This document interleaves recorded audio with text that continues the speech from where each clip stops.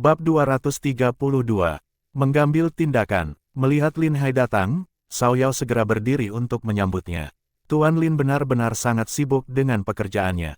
Tuan sudah lama tidak datang menemui Xiao Yao. Benar, akhir-akhir ini aku sibuk, dan aku tidak ke sini untuk mengganggumu. Lin Hai berkata sambil tersenyum. Xiao Yao menuangkan anggur dan berkata, Tuan Lin, kamu sudah memberi muka pada menara Baihua kami dengan datang ke sini. Jika pejabat lain tahu bahwa Tuan Lin adalah pendukung Baihua Law kami, bisnis Baihua Law kami pasti akan menjadi lebih baik di masa depan. Lin Hai berkata, kalau begitu, aku tidak akan bersikap sopan lagi. Aku ingin tahu apa yang Nona Xiao Yao inginkan hari ini. Sebenarnya, tidak ada apa-apa, aku hanya merindukan Tuan Lin. Sekarang ada rumor di luar sana bahwa Tuan Lin adalah pria yang sangat saleh, dan telah menghabiskan banyak uang untuk menebus Nona Xianer, hanya untuk mempersatukan dia dan Tuan Yu. Tindakan ini benar-benar patut ditiru. Xiao Yao sangat iri pada Nona Xianer karena memiliki teman seperti Tuan Lin dan bisa menemukan rumah seperti Tuan Muda Yu. Meskipun Xiao Yao memang cantik, tapi aku tidak mempunyai pria yang bisa diandalkan. Setiap kali aku memikirkan ini, aku tidak bisa tidur, aku sangat sedih. Xiao Yao menatap Lin Hai dengan penuh kebencian. Haha, bagaimana mungkin Nona Xiao Yao berkata seperti ini? Jika berita ini tersebar, aku khawatir semua orang besar di seluruh ibu kota akan menyerbu menara Baihua, ingin menebus Nona Xiao Yao. Saat itu, semua talenta muda di ibu kota akan siap membantu kamu. Kata Lin Hai sambil tersenyum. Tuan Lin pandai bercanda. Apakah orang itu benar-benar akan menyukai Xiao Yao? Mereka hanya memperlakukan Xiao Yao sebagai mainan saja. Betapapun bodohnya Xiao Yao tidak akan pernah menikah dengan orang seperti mereka. Hanya sedikit pria di dunia ini yang seperti Tuan Yu. Xiao Yao menghela napas dalam, wajahnya penuh dengan kebencian. Seolah-olah semua ini adalah kesalahan Lin Hai. Tetapi Lin Hai telah lama mencurigai identitasnya dan sama sekali tidak peduli dengan petunjuk seperti itu. Lin Hai tiba teringat sesuatu. Mungkinkah Nona Xiao Yao memanggilku ke sini untuk memintaku menjadi mak comblang? Apakah Nona Xiao Yao juga menyukai Tuan Yu? Xiao Yao sangat marah, dia benar-benar ingin menuangkan anggur ke wajah Lin Hai. Bahkan setelah berbicara sampai titik ini, Lin Hai masih berpura-pura tidak mengerti apa-apa. Apakah pesonanya seburuk itu? Lin Hai juga pria berdarah panas, tetapi sangat susah untuk memikatnya. Setiap kali dia melihat Lin Hai terlihat sangat tidak romantis, dia menjadi sangat marah. Apakah benar-benar ada pria yang tidak tertarik dengan dirinya? Melihat wanita cantik seperti ini bersedia untuk melemparkan dirinya ke dalam pelukannya, dia tetap acuh tak acuh. Apa yang kamu bicarakan, Tuan Lin? Tuan Yu memang seorang pria muda dan berbakat, tetapi dia sudah memiliki Nona Xianer. Mereka berdua bisa dikatakan sebagai pasangan yang sangat sempurna. Bagaimana mungkin aku menjadi orang ketiga untuk menghancurkan hidup mereka? Kalau begitu aku tidak mengerti, kata Nona Xiao Yao tadi penuh dengan rasa iri terhadap mereka. Bagaimana bisa kamu bilang kamu sama sekali tidak punya perasaan padanya? Katakan saja apa yang kamu inginkan. Aku sedang sibuk dengan banyak pekerjaan, dan aku harus segera kembali. Kalau begitu minumlah segelas anggur ini sebelum pulang. Xiao Yao terlalu malas untuk mengatakan omong kosong lagi dan langsung mengambil anggur dan memberikannya ke Lin Hai. Sekarang dia benar-benar sudah kehilangan kesabarannya, dia berharap Lin Hai akan tertidur begitu dia minum segelas anggur ini.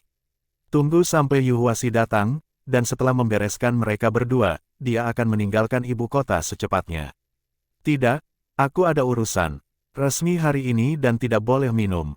Jika aku pergi bekerja dalam keadaan mabuk, utusan kekaisaran pasti akan melaporkanku ke pengadilan. Aku tidak akan bisa memakai topi pejabat ini lagi. Lin Hai langsung menolak. Xiao Yao juga mulai marah. Tuan Lin, kamu benar-benar tidak menghargaiku sedikit pun. Kamu bahkan tidak ingin minum segelas anggur.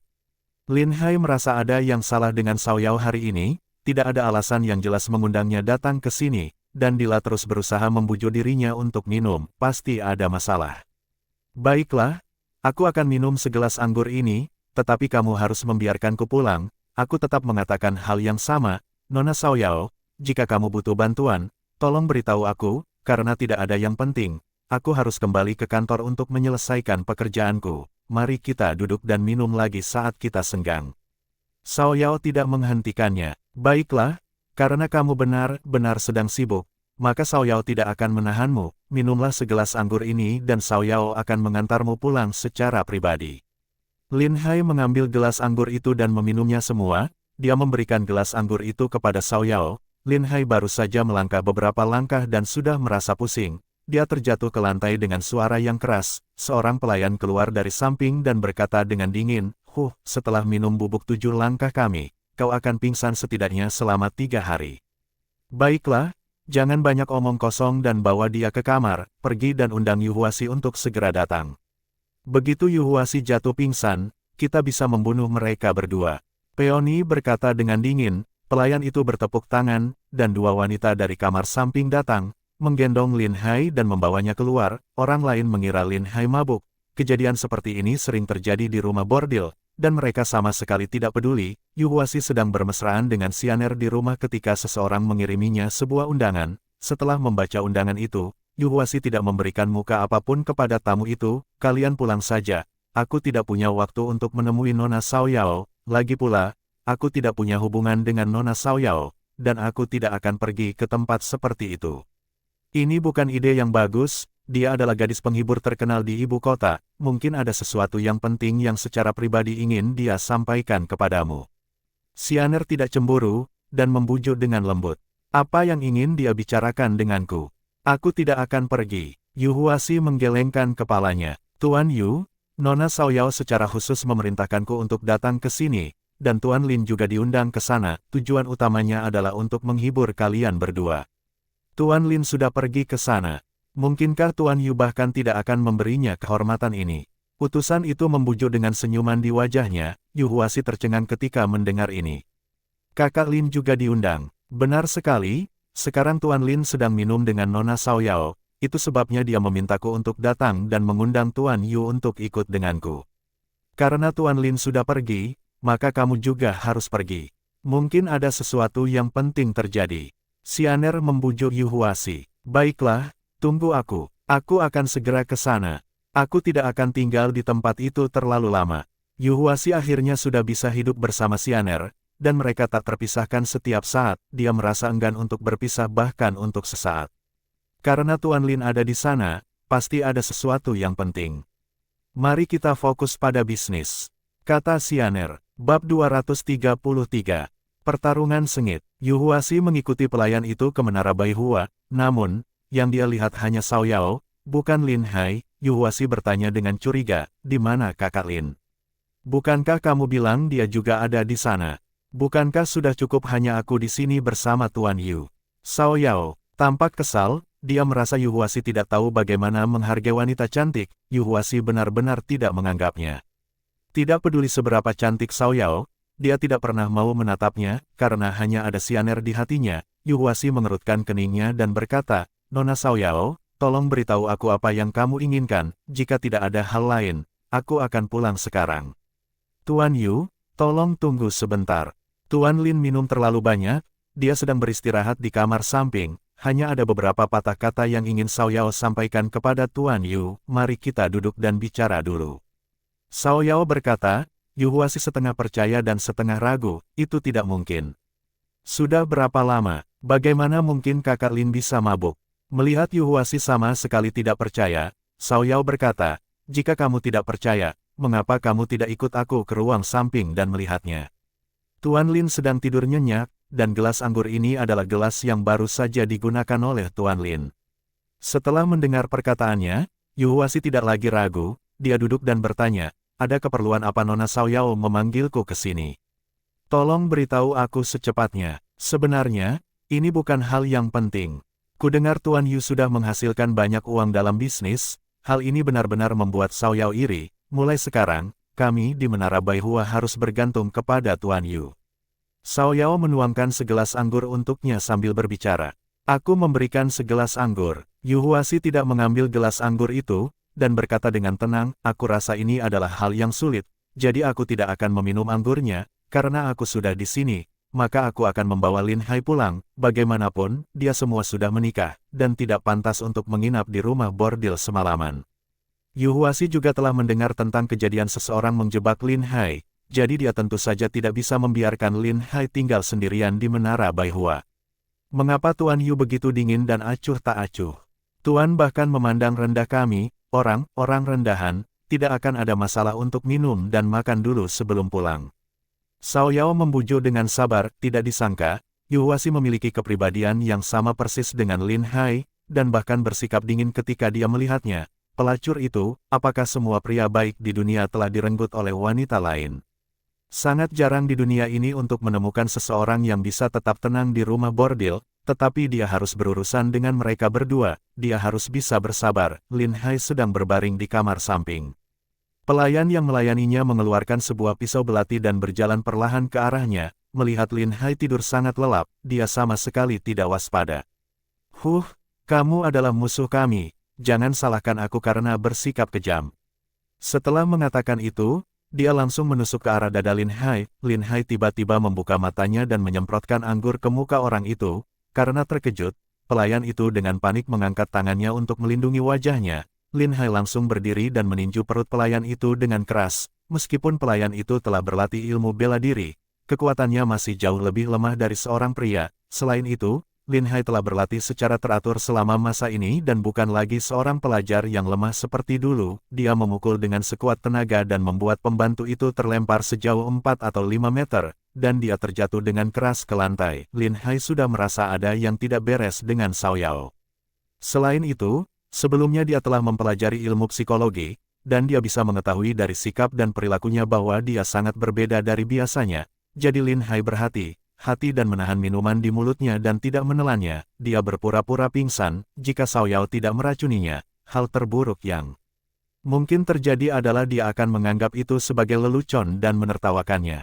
Namun setelah jatuh ke lantai, dia mendengar apa yang mereka katakan dan hatinya langsung merasa dingin, meskipun dia ingin berdiri dan berlari. Namun Wang Dayong dan yang lainnya ada di bawah, dan jika dia bertindak gegabah, maka hidupnya akan terancam. Kurasa dia akan dibunuh oleh pihak musuh. Sebelum dia bisa turun ke bawah, lebih baik dia berpura-pura pingsan dan melihat apa yang mereka rencanakan. Untuk berjaga-jaga, Cao Yao menempatkan dirinya di ruang samping dan dia berpura-pura mabuk dan tertidur. Setelah menipu Yu Huaxi, Cao Yao akan membunuh mereka berdua. Setelah mendengar apa yang dikatakan mereka, Lin Hai sudah yakin bahwa Cao Yao tidak diragukan lagi adalah seorang mata, dan sekarang dia sudah tidak memiliki kesabaran lagi dan ingin segera menangkapnya untuk menyelesaikan masalah ini. Bahkan Yu Huaxi pun termasuk dalam incaran mereka. Rupanya, bisnis Yu Huaxi juga menjadi ancaman bagi mereka. Lin Hai memutuskan untuk menunggu sampai Yu Huaxi tiba sebelum mengingatkannya untuk tidak minum. Dia pernah mendengar ilmu pedang Yu Huaxi cukup bagus, dia pasti telah berlatih bela diri secara profesional, mungkin mereka berdua bisa melawan serangan Cao Yao. Begitu suara perkelahian terdengar, Wang Dayong akan memimpin anak buahnya untuk menyerbu dalam waktu yang singkat. Pelayan itu tidak menyangka Lin Hai akan bangun. Meskipun dia tidak tahu apa yang telah terjadi, dia harus berusaha sekuat tenaga untuk membunuh Lin Hai. Dia menahan rasa sakit, berusaha bangun, dan menyerang dengan pisau belatinya. Lin Hai melihat sekeliling dengan cepat dan melihat sebuah bangku bundar yang tinggi di sebelahnya. Dia mengambil bangku itu dan membantingnya dengan keras ke pelayan itu. Terdengar suara yang keras, pelayan itu terbanting ke lantai lagi. Pada saat ini, tidak peduli seberapa hebat keterampilan bela dirinya, itu tidak ada gunanya. Lin Hai menendang pintu hingga terbuka dan bergegas keluar. Pada saat yang sama, dia masih membawa bangku itu sebagai senjatanya. Mendengar suara perkelahian, banyak orang mulai melihat apa yang sedang terjadi. Yu Huaxi yang dibujuk oleh Cao Yao, dia tidak bisa menolak dan sudah bersiap untuk minum segelas anggur dan pulang. Tiba-tiba, dia mendengar suara perkelahian di kamar sebelah. Dia melemparkan gelas anggur itu dan langsung berdiri. Apa yang terjadi? Cao Yao terkejut. Dia tahu suara perkelahian itu berasal dari tempat Lin Hai sedang tidur. Dia langsung merasa bahwa situasinya sudah tidak baik. Pasti telah terjadi hal yang tidak diinginkan dan dia harus menyelesaikannya dengan cepat. Dia mengeluarkan sebuah pisau belati dan langsung menyerang Yu Huaxi dengan ganas. Yu Huaxi mendengarkan situasi di luar dengan seksama, merasakan suara belati yang menembus udara. Dia langsung menghindar ke samping. Dia melihat belati itu lewat di depannya, kurang dari 1 inci dari lehernya. Yu Huaxi ketakutan dan berkeringat dingin. Dia tidak menyangka bahwa pelacur itu benar-benar akan menyerangnya dengan begitu sadis. Jika dia terlambat bereaksi, mungkin dia sudah menikam lehernya. Apa yang kamu lakukan? Yu Huaxi terkejut dan marah. dia berteriak dengan keras. Pergilah ke neraka. Xiao Yao tahu dia tidak bisa buang waktu lagi. Ketika serangan pertamanya gagal, dia langsung melancarkan serangan mematikan lainnya. Yu Huaxi tidak pernah menyangka bahwa pelacur yang terkenal ini memiliki keterampilan bela diri yang luar biasa. Dia menendang meja ke arah Xiao Yao. Jika Xiao Yao terus menyerang, dia pasti akan terkena meja itu. Yu Huaxi berusaha menghindar ke samping terlebih dahulu. Yu Huaxi khawatir dengan keselamatan Lin Hai dan bergegas keluar dengan cepat. Dia mendobrak pintu kamar dan keluar ke koridor. Bab 234. Pendekar Pedang. Dia melihat Lin Hai membawa sebuah bangku bundar berlari ke arahnya dengan cepat. Yu Huaxi segera tahu bahwa ada seseorang yang mengejar Lin Hai. Dia segera berlari ke arahnya. Kakak Lin, jangan panik. Aku akan melindungimu. Melihat Yu Huaxi baik-baik saja, Lin Hai tertawa dan berkata, hahaha, akhirnya aku membawamu ke sini. Sekarang sudah tidak diragukan lagi bahwa Xiao Yao adalah mata dari negara musuh. Apakah kamu minum anggur yang diberikannya? Yu Huaxi terkejut ketika mendengar hal ini dan dia merasa beruntung. Jika tidak ada suara perkelahian, dia pasti sudah menghabiskan segelas anggur itu. Aku belum meminumnya. Untungnya, Kakak Lin membuat suara yang keras, jadi aku bisa selamat. Dia melihat seorang pelayan dengan rambut acak-acakan berlari ke arahnya dengan pisau belati di tangannya, tampak ingin membunuh Lin Hai. Di belakangnya, Xiao Yao juga memegang sebuah belati dan mencegatnya. Melihat kejadian seperti ini, seluruh menara Baihua menjadi sangat panik. Orang-orang tidak tahu apa yang sedang terjadi. Semuanya berlarian, ada pembunuh bersenjata. Akan sangat berbahaya untuk tetap tinggal di sini, bahkan orang bodoh pun tahu bahwa yang terpenting saat ini adalah melarikan diri terlebih dahulu. Yu Huaxi mendengus dingin, lalu melompat ke arah pelayan itu dan menendangnya. Kemampuan Yu Huaxi sangat hebat. Pelayan itu ditendang di wajahnya sebelum dia bisa bereaksi. Dia terjatuh dari tangga dan menghantam lantai. Xiao Yao menggertakkan giginya dan berteriak, semua orang dengarkan, bunuh Lin Hai terlebih dahulu. Setelah mengatakan itu, dia bergegas menuju ke Lin Hai. Kung Fu Lin Hai tidak terlalu bagus, jadi dia hanya bisa menggunakan bangku itu untuk melawan. Pada saat ini, dia harus berusaha sebaik mungkin untuk mengulur waktu dan tidak panik. Semakin dia panik, semakin besar kemungkinan dia akan dibunuh oleh musuh. Nona Xiao Yao, apa yang kamu lakukan? Aku tidak punya dendam padamu, mengapa kamu mencoba membunuhku? Lin Hai menggunakan bangku itu untuk menahan serangan Xiao Yao sambil terus menghindar ke belakang. Dia mencoba mengalihkan perhatiannya, tetapi Xiao Yao bertindak seolah-olah dia telah melihat pembunuh ayahnya, dan dia mengayunkan pisau belati itu dengan ganas. Namun, ruang di koridor ini agak sempit. Lin Hai hanya perlu terus mengayunkan bangku itu. Meskipun Xiao Yao ahli bela diri, dia masih tidak bisa melukai Lin Hai untuk sementara waktu. Yu Huaxi tidak bersenjata dan hanya bisa menahan serangan dari beberapa pelayan wanita. Aku tidak perlu berpura-pura lagi. Aku adalah putri dari suku Turkestan. Kamu terlalu berbahaya bagi kami orang Turkestan. Aku harus membunuhmu, kalau tidak, kamu akan menjadi ancaman serius bagi kami, bangsa Turkestan. Kamu adalah seorang putri Turkestan, sangat cantik tetapi kamu masih datang ke sini untuk menjadi seorang gadis penghibur. Aku tidak menyangka kamu memiliki hobi seperti ini. Apakah pria Turkestan tidak bisa memuaskanmu? Sampai kamu harus datang ke Daxia untuk mencari pria.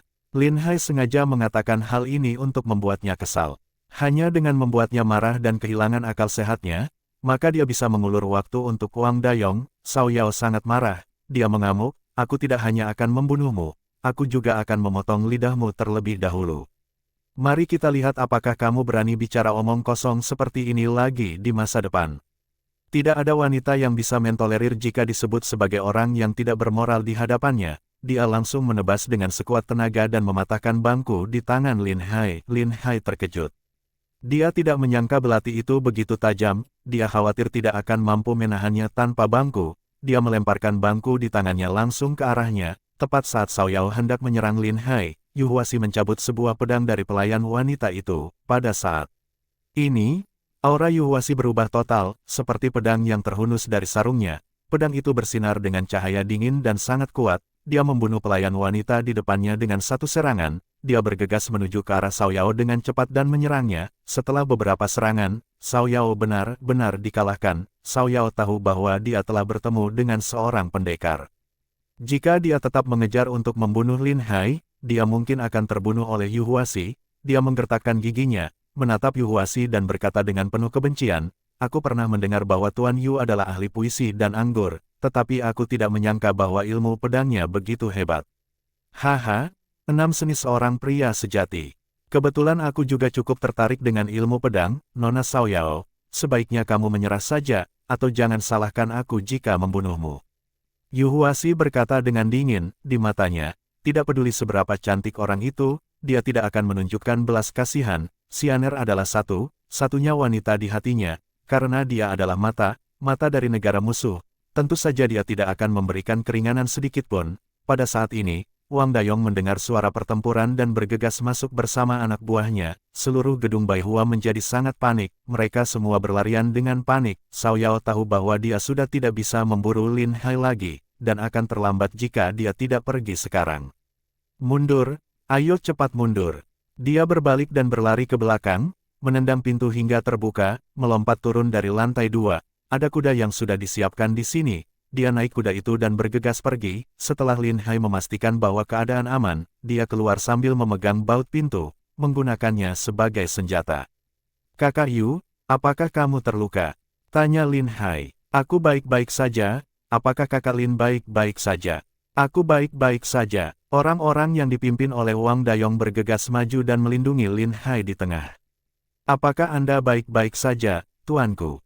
Tidak apa-apa, ada kakak Yu yang melindungi aku di sini, jadi cepat kirim orang untuk menyegel gerbang kota. Kita harus menangkap Xiao Yao dan semua anak buahnya dan jangan pernah membiarkan mereka kabur, tidak masalah apakah yang lain hidup atau mati, tetapi Xiao Yao harus ditangkap hidup-hidup. Lin Hai segera memerintahkan, dan kamu harus pergi dengan cepat, dengan menunggang kuda. Ya, aku mengerti. Wang Dayong meninggalkan 2 penjaga dan membawa orang lainnya untuk segera memberitahu setiap gerbang kota. Aku benar-benar tidak menyangka ini. Aku pernah mendengar bahwa kakak Yu tahu cara menggunakan pedang, tetapi aku tidak menyangka kamu begitu hebat dalam hal ini. Aku juga tidak menyangka Xiao Yao, yang terlihat seperti wanita cantik jelita, ternyata sangat jago bela diri. Lin Hai merasa sedikit takut saat memikirkannya, jika bukan karena ilmu pedang Yu Huasi yang hebat, mereka berdua pasti akan berada dalam bahaya hari ini. Penampilan kakak Lin juga tidak buruk. Kamu bisa tetap tenang dan menungguku datang dalam situasi seperti ini, Huasi juga sangat mengaguminya. Haha, kamu tidak perlu mengejekku, aku tidak pandai kungfu, dia mengandalkan momen dan serangan acak untuk menyerang para pelayan wanita itu, untungnya, mereka adalah pelayan wanita yang tidak sekuat pria, jika mereka adalah pria, aku pasti sudah terbunuh. Lin Hai dalam suasana hati yang sangat baik, setidaknya dia sudah punya bukti terhadap Xiao Yao. Bahkan jika dia tidak bisa menangkapnya, setidaknya dia telah memutus jalur musuh untuk mendapatkan informasi, mereka berdua pergi ke kantor pemerintah bersama-sama. Berita itu segera menyebar, bagaimanapun, masalah yang menyangkut rumah bordil sangat menarik perhatian, apalagi itu juga menyangkut pelacur tercantik di ibu kota, berita itu menyebar dengan sangat cepat. Mereka mendengar bahwa Xiao Yao adalah mata dari negara musuh dan berusaha membunuh Jing Zhaoyin. Semua orang terkejut ketika mendengar berita ini dan merasa ini sangat luar biasa. Tidak mungkin wanita secantik itu bisa dikaitkan dengan pembunuh dan mata.